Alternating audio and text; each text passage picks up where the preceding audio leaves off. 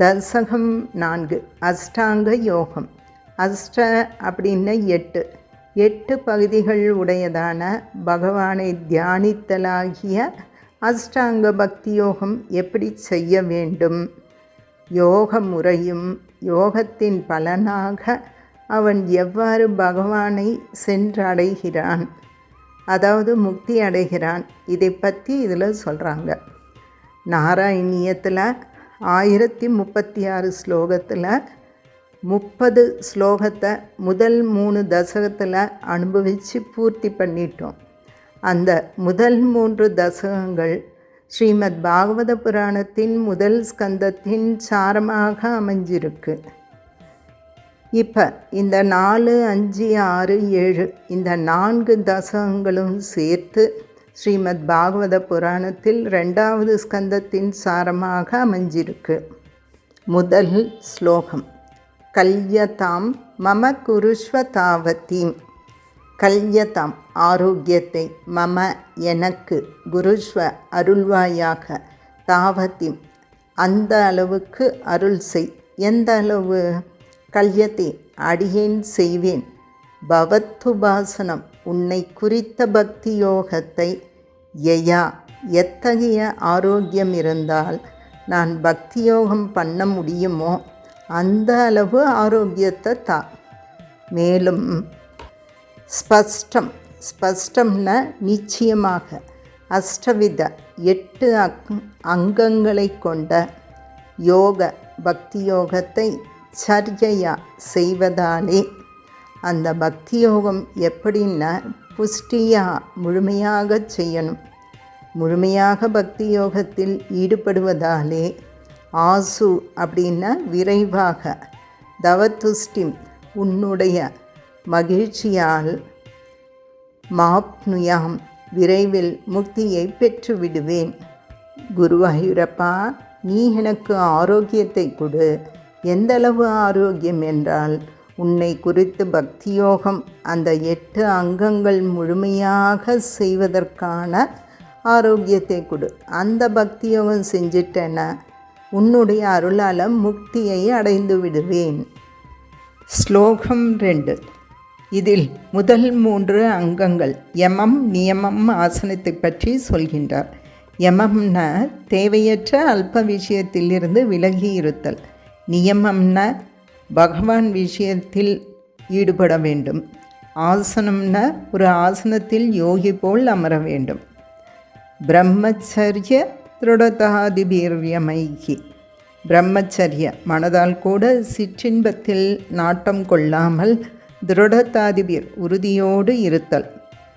யமைகி இதில் 5 அங்கங்கள் இருக்குது. பிரம்மச்சரியம், அகிம்சா, சத்தியம், ஆஸ்தேயம், அப்பரிக்கிரகம். பிரம்மச்சரியத்தால் அகிம்சையை கடைபிடித்து சொல்லாலும் செயலாலும் மனதாலும் எந்த ஒரு ஜீவனுக்கும் துன்பம் தரக்கூடாது. அடுத்தது சத்தியம், உண்மையாக இருப்பது எல்லோரிடம். ஆஸ்தேயம்னா திருடாமல் இருக்கிறது. அப்பரிக்கிரகம்னா எந்த பொருளும் தனக்கு வேணும்னு ஆசைப்படாமல் இருப்பது. ஆகிய இந்த முறைகளை பின்பற்றுதல் யமைகி.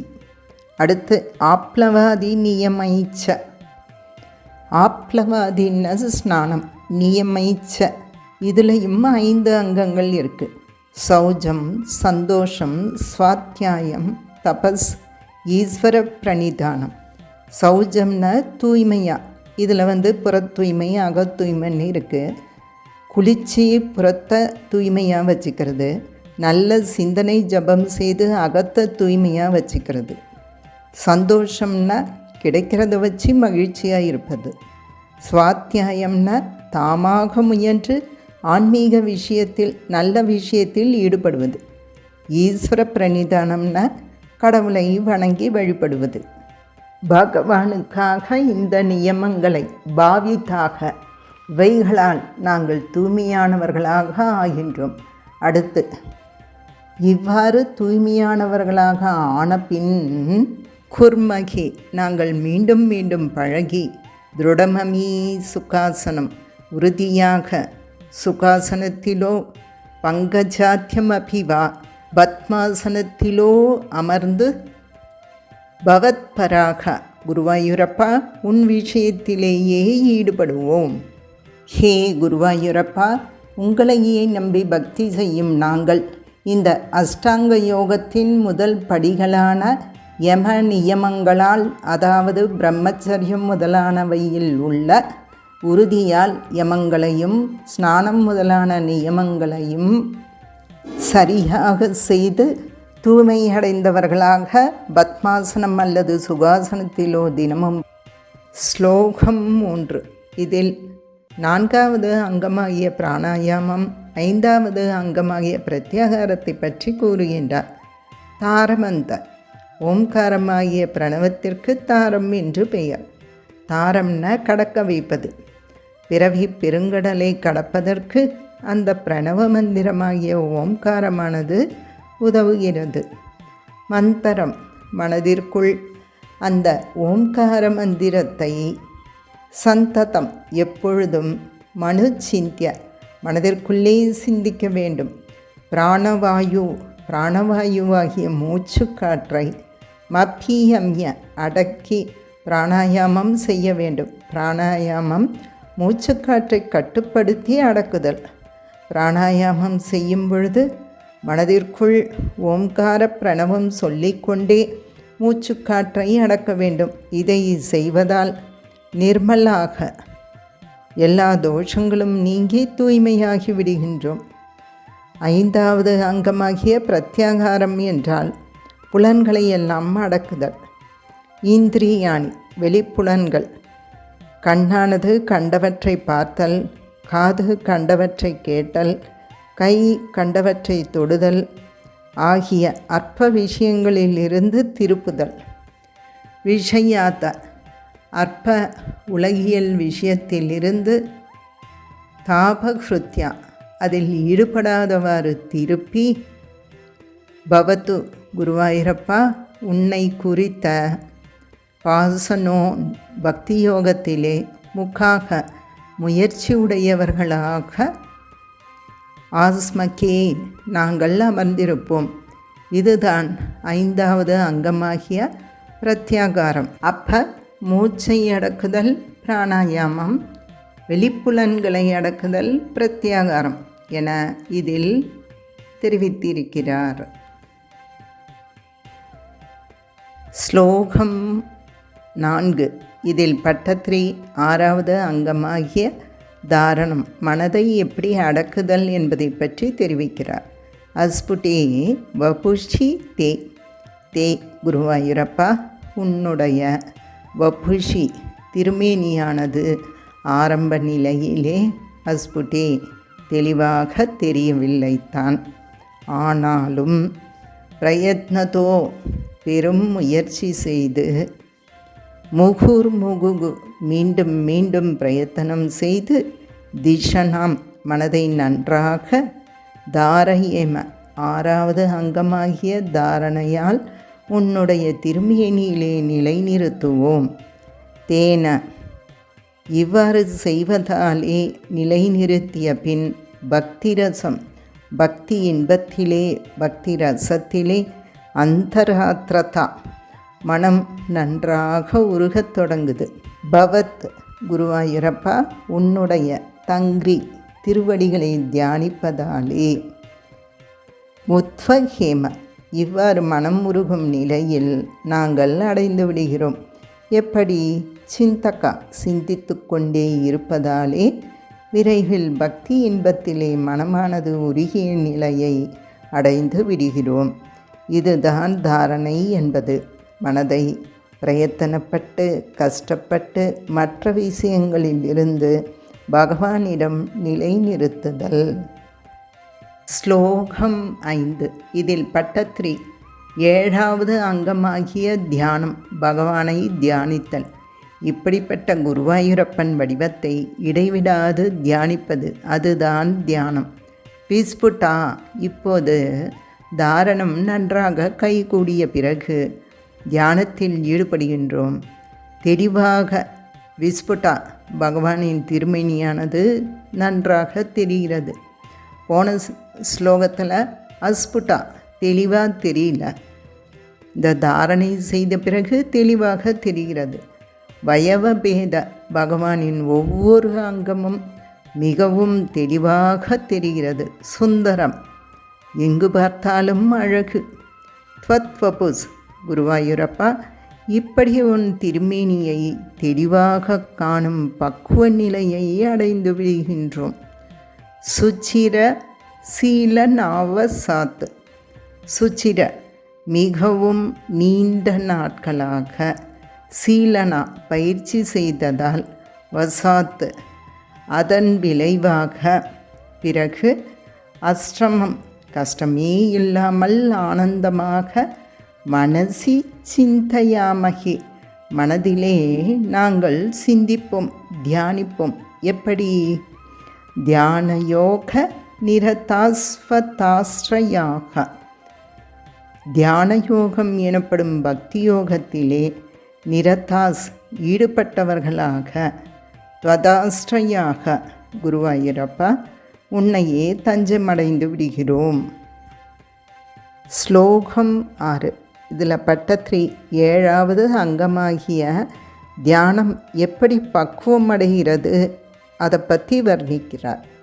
தியாயதாம் சகல மூர்த்தி மீத்ருஷிம், சகல மூர்த்தி, கண்ணெதிரே குருவாயூரப்பனாக நீ காட்சி தரும் உன்னுடைய இந்த வடிவத்தை தியாயதாம் இடைவிடாமல் தியானிப்பவர்களுக்கு, மீத்ருஷிம் இப்படிப்பட்ட உன்மிஷன் இனிமையை அனுபவித்தபடி, மதுரதா அதில் உள்ள மதுரமான இனிமையிலேயே, கிருதாத்மனாம் தியானம் செய்பவர்கள் பகவானுடைய அழகிலே மனதையே பறிகொடுத்து விடுகிறார்கள்.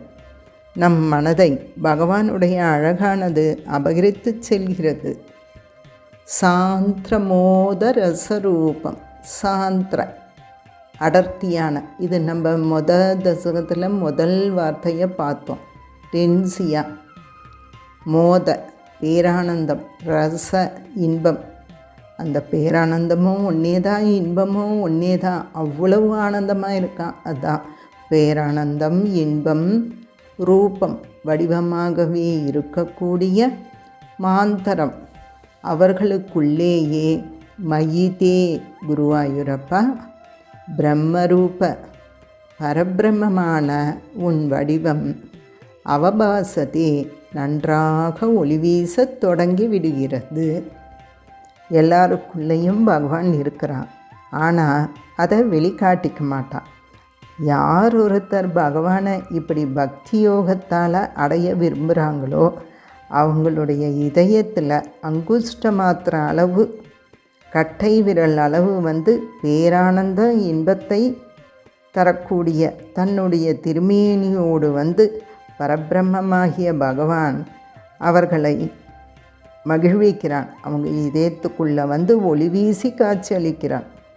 யோகிகளை பார்த்தா ஒரு தேஜஸாக இருக்கும். அவங்க உள்ளத்திலே பகவான் காட்சி அளிக்கிறார். அதனால் தான் அந்த தேஜஸுக்கு காரணம். ஸ்லோகம் 7. இதில் பட்டத்ரி 8வது அங்கமாகிய சமாதி நிலையை வர்ணிக்கின்றார். தத் சமாஸ்வதன ரூபிணீம் ஸ்திதிம் த்வத் சமாதி மயி, மயி. ஹலோ குருவாயூரப்பா, தத்து அத்தகைய, எத்தகைய, முன்னால் ஸ்லோகத்தில் பார்த்தோம் இல்லை அந்த வடிவத்தை, சாந்திரமோதர ஸ்வரூபமாந்தரம், அடர்த்தியான பேரானந்த இன்பம் வடிவமாக இருக்கக்கூடிய அவர்களுக்குள்ளேயே ஒளி வீசுகின்ற, அவ்வாறு தோன்றக்கூடிய அந்த பரபிரம்ம வடிவத்தை, சமாஸ் அனுபவத்தை குறித்தல். ரூபிணீம் ஸ்திதிம், அந்த நிலையை யார் ஒருவர் உன்னிடமிருந்து அறிகின்றாரோ, த்வத் சமாதி உன்னிடத்திலே இரண்டரக் கலந்த சமாதி நிலை.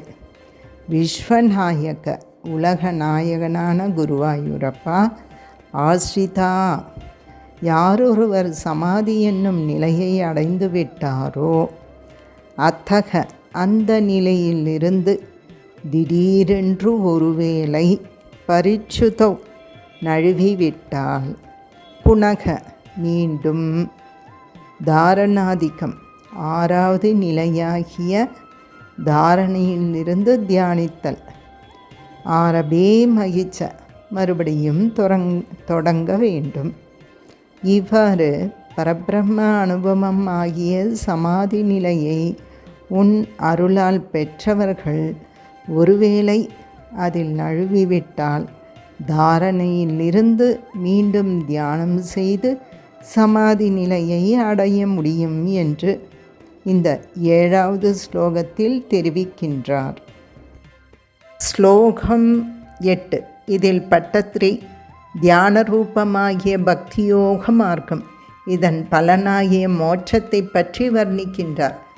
இத்தியம் அப்பியசன இவ்வாறு மப்பியசன பின்பற்றுதல் 8 அங்கங்களாகிய அஷ்டாங்க யோகத்தை பின்பற்றுவதன் மூலமாக நிர்பர எந்த பாரமும் இல்லாமல் உல்லசத் மலர்கின்ற பேரானந்தம் வாடுதல் இல்லாத ஆனந்தத்திற்கு அதுக்கு லிமிட்டே இல்லை.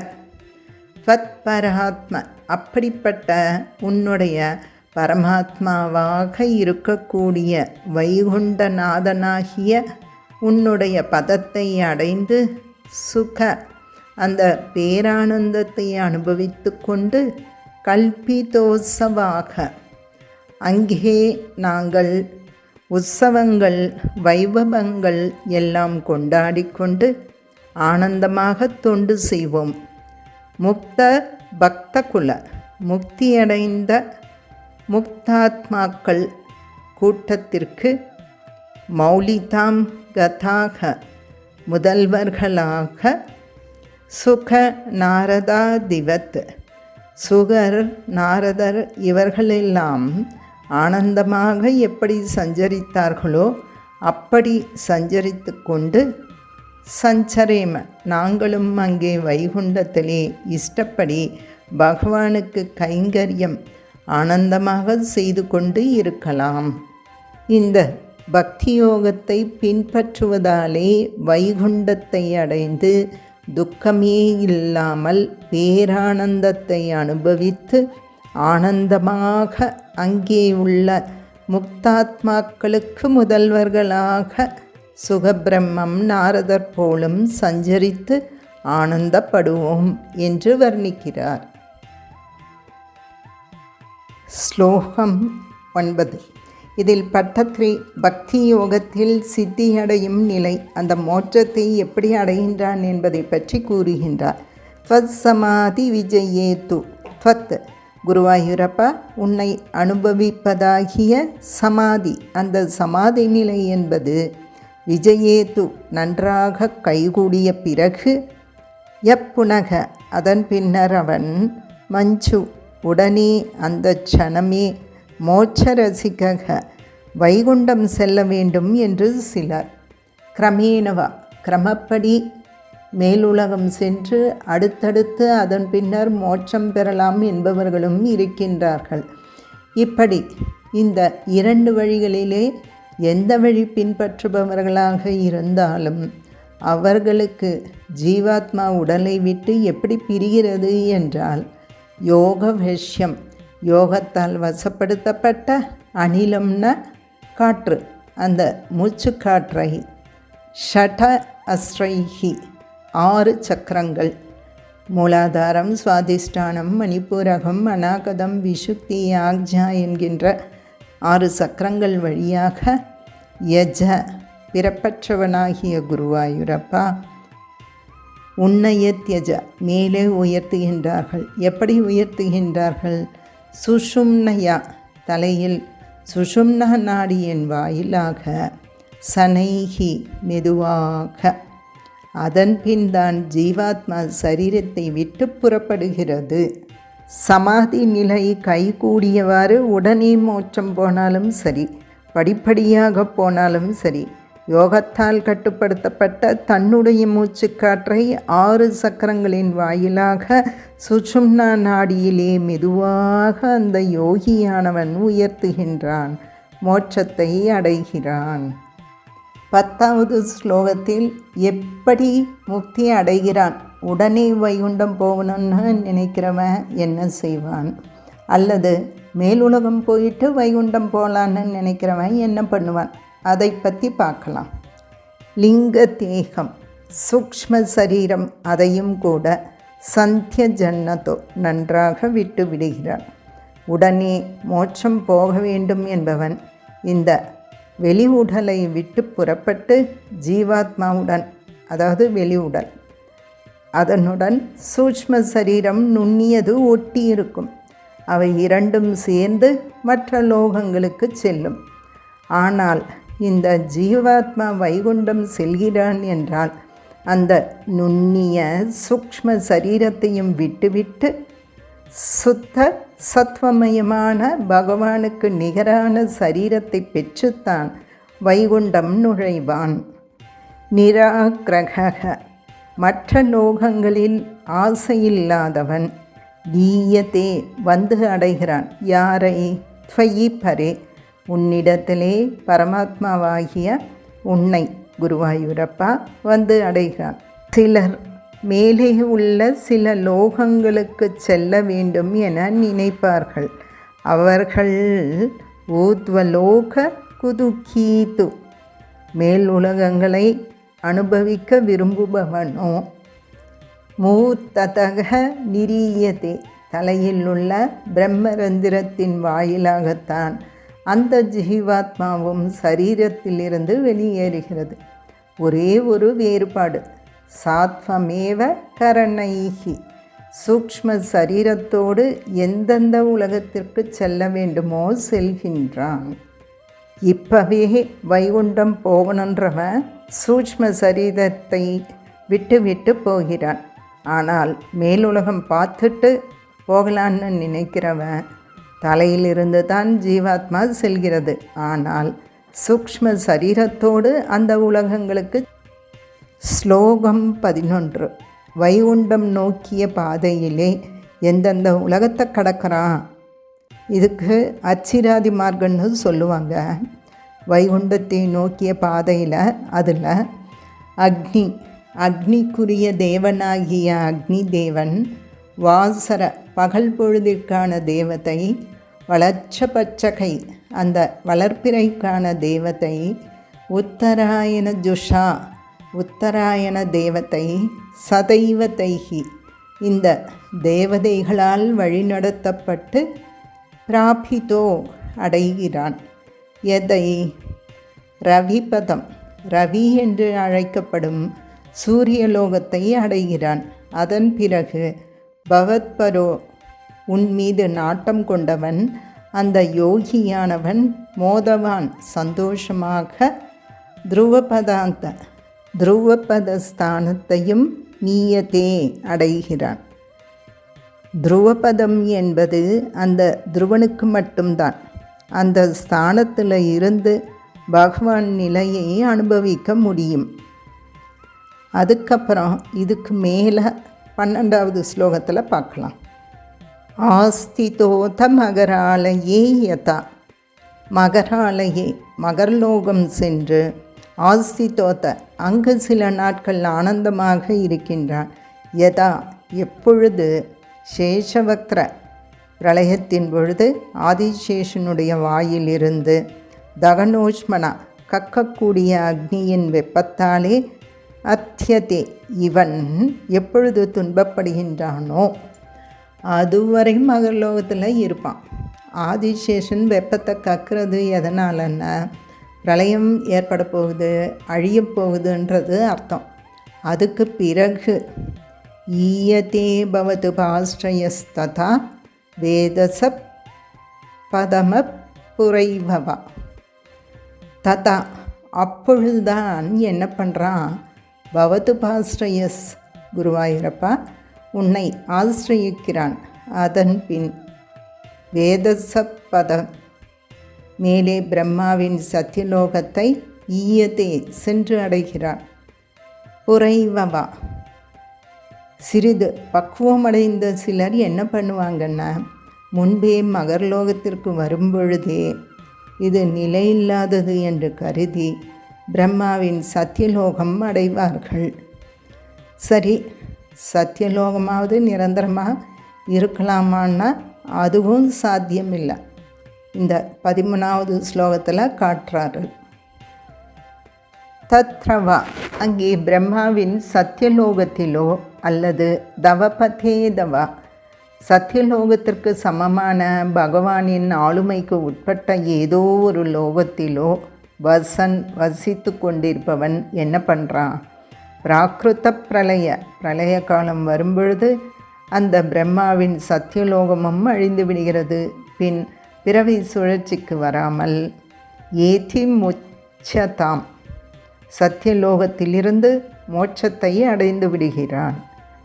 வேறு சிலர் எதற்கு பிரளயம் வரை காத்திருக்க வேண்டும்? அதற்கு முன்பே கூட ஸ்வேச்சையா, தன்னுடைய இச்சைப்படி, புராவி, பிரளய காலத்திற்கு முன்பே, மோஜசா, யோக பலத்தாலே, ஜெகதண்ட, இந்த பிரம்மாண்டத்தை சம்விபித்ய, பிளந்து கொண்டு, முச்சதே, வைகுண்டத்தை, மோட்சத்தை அடைகிறார்கள். இந்த பிரம்மாண்டம், அதற்கு உட்பட்டுதான் பிரம்மாவின் சத்தியலோகமும் இருக்கிறது. அதை பிளந்து வெளியே போனாதான் மோட்சம். பிரம்மலோகத்திலிருந்து எப்படி வைகுண்டத்தை அடைவது? பிரம்மாண்டத்தை சுற்றி 7 சுற்றுக்கள். அந்த பாதையை 14வது ஸ்லோகத்தில் வர்ணிக்கிறார். சப்த ஆவரணங்கள்னு சொல்வாங்க. 7 சுற்று பிரம்மாண்டத்தை சுற்றி கொண்டு இருக்கிறது. அதாவது நிலம், நீர், காற்று, நெருப்பு, வானம்னு சொல்வோம் இல்லை. இந்த தத்துவங்கள் எல்லாம் ஆவரணங்களாக பிரம்மாண்டத்தை சூழ்ந்திருக்கும். இந்த 7 கவரை கடந்து போகணும். அதைத்தான் இந்த 14வது ஸ்லோகத்தில் காட்டுறாரு. தட்சச்ச, அந்த பிரம்மாண்டத்திலே 7 சுற்று உள்ளது. சிதி, நிலம் முதல் சுற்று. பயோ, நீர். மகோ, தீ. அனில, காற்று. தியோ, ஆகாசம். மகத், மகத்தத்துவம், உலகத்திற்கு மூலப்பொருளான மூலப்பிரகிருதியின் மாறுபட்ட வடிவம். அதற்கு மகத்துன்னு பெயர். பிரகிருதி, மூலப்பிரகிருத்தின்னா உலகத்திற்கு ரா மெட்டீரியல். இப்படி சப்தகாவிருத்தி 7 ஆவரணங்கள் பிரம்மாண்டத்தை சுற்றி 7 சுற்றாக இருக்குது. இந்த சுற்றுக்கள் என்ன பண்ணுறான்? தத்தத, அந்த ஒவ்வொரு சுற்றையுமே கடந்து தாத்மகதயா, எல்லாவற்றிலும் நமக்குள் உள்ள பகவானையே பார்த்தபடி விஷன் உள்ளே நுழைந்து சுகி, ஆனந்தமாக அவற்றை கடக்கின்றான். பின் தே, உன்னுடைய பதம, பரமபதத்தை, வைகுண்டத்தை, யாதி, அவன் அடைந்து விடுகின்றான். விபோ, எங்கும் பரவிய குருவாயூரப்பா, உன்னுடைய வைகுண்டம் என்பது எப்படிப்பட்டது? அனாவிருத்தம், இந்த 7 சுற்று, லிமிட்டேஷன்ஸ், எல்லை என எதுவுமே கிடையாது. கால தேச அவதாபியாம், கால தேசங்களுக்கு அப்பாற்பட்டது. அப்படிப்பட்ட வைகுண்டத்தை அவன் அடைந்து விடுகின்றான். கடைசி ஸ்லோகம் பெயர் பலஸ்ருதி. அதன் பலன்: உன்னுடைய இந்த அச்சிராதிகதியை சொன்ன எங்கள் எல்லோரையும் காப்பாற்றி அருள வேண்டும் என பிரார்த்திக்கின்றார் பட்டத்திரி. இந்த மார்க்கத்திற்கு அச்சிராதி மார்க்கம் என்று பெயர். அர்ச்சிஸ்னா ஒளின்னு அர்த்தம். ஒளியை தொடக்கமாக கொண்டு ஒளி தேவதை உலகத்தை அறிந்து அதன்பின் தான் இந்த மார்க்கத்திலே வைகுண்டம் நோக்கி பயணம். அச்சிராதிகதி மீத்ருஷீம் ரஜன், இப்படிப்பட்ட ஒளி தேவதை முதலில் கொண்டதால் அச்சிராதி மார்க்கத்திலே பயணித்து ஒருவன் மோட்சம் அடைந்தான் என்றால், பயணித்து வைகுண்டம் சென்றவன் விச்சுதிம்ன பஜதே ஜெகத்பதி, விச்சுதிம், மீண்டும் பூமியில் நழுவி விழுதல் என்னும் நிலையை, ந பஜதே, அவர்கள் அடைய மாட்டார்கள், மீண்டும் பிறப்பதில்லை. ஜெகத்பதி, இந்த உலகத்திற்கு தலைவனான குருவாயூரப்பா, சச், மாறாத, சித, ஞானத்தை, ஆத்மக, உடையவனே, பவத் உன்னுடைய குணோதயான் மங்கள குணங்களை எல்லாம் உச்சரந்தம் எப்பொழுதும் உச்சரித்து கொண்டிருக்கக்கூடிய மாம் அடியேனை அனிலேச அனிலம் என்ற வாயுவின் தலைவனாக இருக்கக்கூடிய குருவாயூரப்பன் பாகி எங்கள் எல்லோரையும் இந்த பிறவி சுழற்சியில் இருந்து நீதான் காப்பாற்ற வேண்டும் என பிரார்த்தித்து கொண்டு நிறைவு செய்கிறார். சர்வம் கிருஷ்ணார்ப்பணம்.